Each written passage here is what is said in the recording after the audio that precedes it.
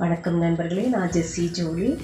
இன்றைக்கி ஒரு பனானா இலை அடை தான் நம்ம செய்ய போகிறோம். பனானாவை வச்சுட்டு பனானாவோட லீஃப்லேயே நம்ம வந்து அடை செய்ய போகிறோம். ரொம்ப டேஸ்ட்டான அடை. கண்டிப்பாக டைம் கிடைக்கும்போது ட்ரை பண்ணுங்கள். இப்போ அதை எப்படி செய்யலான்னு பார்க்கலாம் வாங்க. இப்போது நம்ம வந்து ஒரு இட்லி பாத்திரம் எடுத்துருக்கோம். அதில் தண்ணி வச்சு நல்லா சூடாகிருக்கு. இப்போ இதுக்கு மேலே இந்த தட்டு வச்சு நம்ம இதை வச்சு ஸ்டீமில் 10 நிமிஷம் வேக வைக்க போகிறோம்.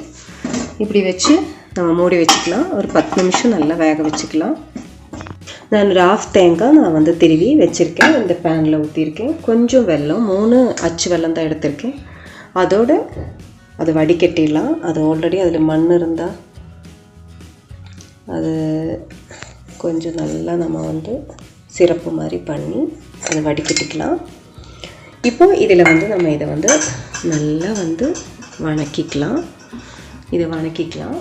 அதே டைம் நான் வந்து சுக்கு, ஜீரகம், ஏலக்காவோட சீட்ஸ் இது வந்து நான் இந்த மாதிரி நல்லா குத்தி நல்லா நசுக்கி வச்சுருக்கேன். நல்லா பவுடர் பண்ணியிருக்கேன். இதையும் நம்ம இதில் போட்டுடலாம். இது வந்து ரொம்ப நல்லது. சுக்கு வந்து ரொம்ப நல்லது. ஜீரகம் நல்ல ஸ்மெல்லு வரும், நல்ல ஒரு ஃப்ளேவர் இருக்கும். அப்புறம் வந்து ஏலக்காய், அதுவும் நல்ல ஒரு ஃப்ளேவர். இதை போட்டு நம்ம இதை வந்து நல்லா வணக்கிக்கலாம். ஒரு 5 நிமிஷத்தில் இது ஃபுல்லாக ட்ரை ஆகிடும்.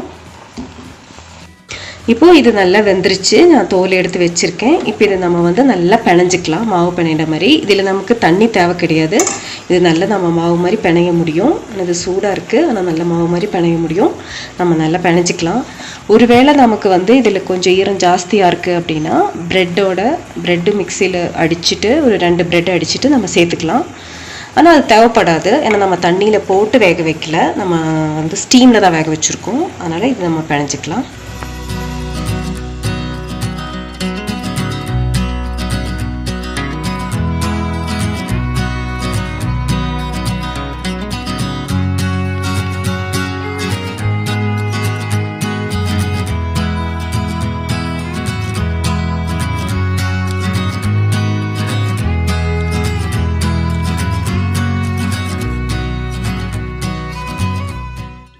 இப்போ இந்த மாதிரி நம்ம பிணையும் போது இதுக்கு சென்டரில் ஒரு ஹார்டான ஒரு கருப்பு பார்ட்டு வரும். அது முடிஞ்ச அளவுக்கு நீங்கள் எடுத்துடுங்க. அதுக்கப்புறம் நீங்கள் இப்போ பிணைஞ்சிக்கலாம். இப்படி இருந்தால் போதும்.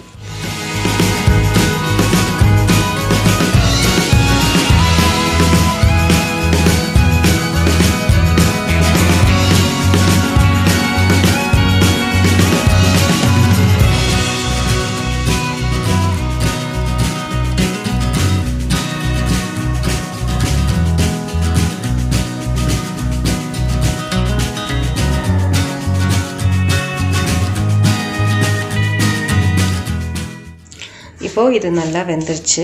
இதை வந்து 2 சைடு நம்ம திருப்பி போடலாம். இது நல்லா வெந்துருச்சு. இதை நம்ம வந்து இதே மாதிரி ஆவியிலையும் வேக வைக்கலாம். இதே மாதிரி இப்படியும் வேக வைக்கலாம். இது வந்து இதில் வேக வச்சு கொஞ்சம் ஹார்டாக இருக்கும். இது வந்து ஸ்டீமில் வேக வச்சது ரொம்ப சாஃப்டாக இருக்கும்.